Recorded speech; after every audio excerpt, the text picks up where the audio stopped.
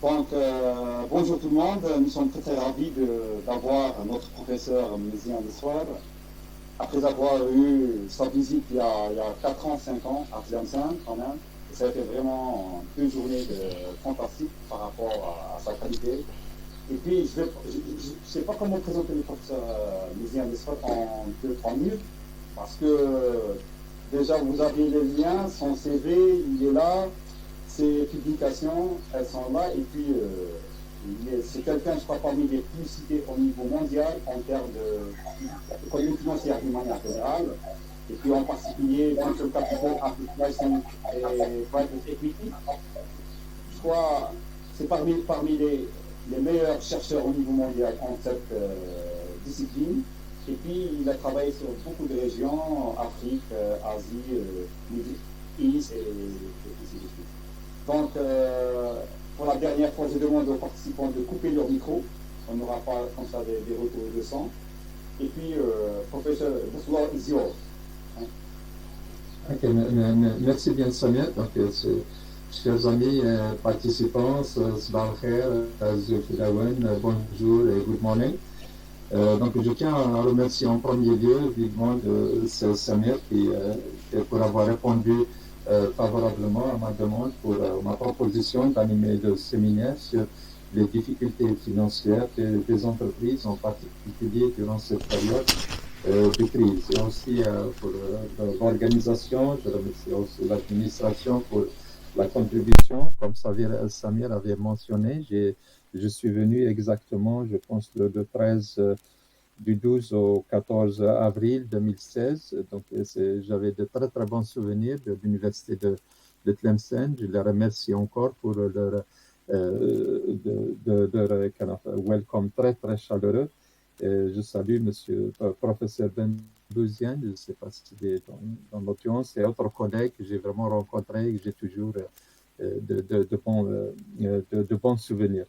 Donc aujourd'hui, je vais vous parler un petit peu des finances, des stratégies, les finances stratégiques que les entreprises ont difficulté à adopter. Donc je suis désolé, mes slides elles sont en anglais, mais je vais parler un petit peu en français. Donc, mais vous pouvez poser les questions après comme vous voulez.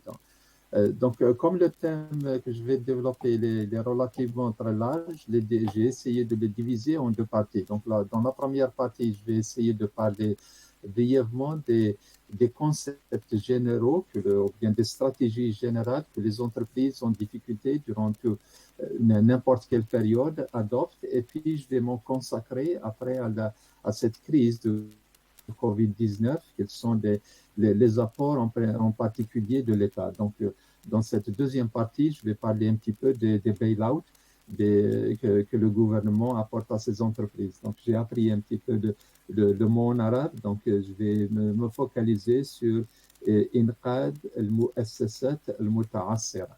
Donc, ça, c'est dans la deuxième partie. Je remercie mon prof pour m'avoir donné ces mots.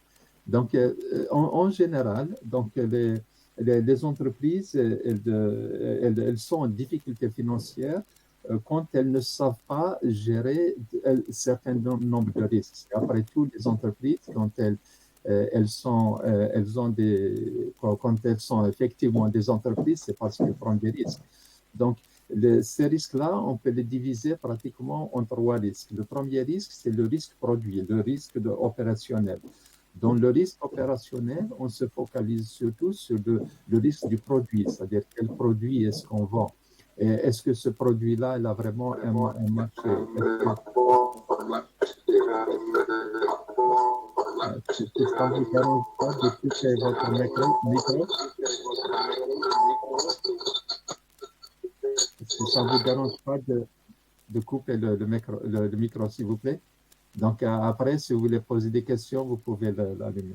Donc, ce que je dis, c'est le risque opérationnel qui est très important. Dans le risque opérationnel, on trouve le risque du produit lui-même, c'est-à-dire les produits, on peut les classifier comme étant des produits cycliques et des produits non cycliques. Les produits cycliques, ce sont des produits qui sont soumis à des à des variations suivant l'économie, c'est-à-dire des fois quand il y a par exemple une décroissance de l'économie, certains produits ne se vendent pas, comme par exemple le tourisme, etc.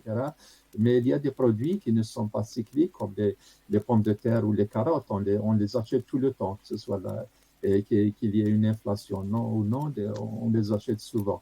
Donc ces produits-là, s'ils ne sont pas cycliques, on dit qu'ils n'ont pas beaucoup de risques.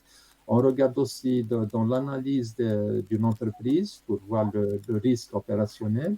On regarde aussi la compétition, c'est-à-dire est-ce qu'il y a beaucoup de compétition dans le marché ou bien la compétition est relativement moindre. Et on regarde la force de travail, est-ce que les employés font des grèves ou bien les employés sont très motivés, etc. On regarde la gouvernance de l'entreprise. Donc tout ça rentre dans le domaine de l'opérationnel, c'est-à-dire le risque opérationnel de l'entreprise. Le deuxième risque qui peut ramener une entreprise à une certaine difficulté financière, c'est le risque financier. Là, on regarde en particulier la proportion des dettes que cette entreprise est en train d'utiliser pour se financer. Donc, en principe, il y a l'effet de levier, effectivement. Donc, on regarde le ratio des dettes divisé par les dettes plus les capitaux propres. Plus ce ratio est élevé, plus l'entreprise a plus de risques de partir en faillite. Pourquoi? C'est parce que la dette, c'est une obligation. Donc, on doit payer les intérêts. On doit rendre cette dette. Donc, si on n'est pas capable de payer ces intérêts, de rendre cette dette, les détenteurs de ces dettes peuvent nous déclarer en faillite.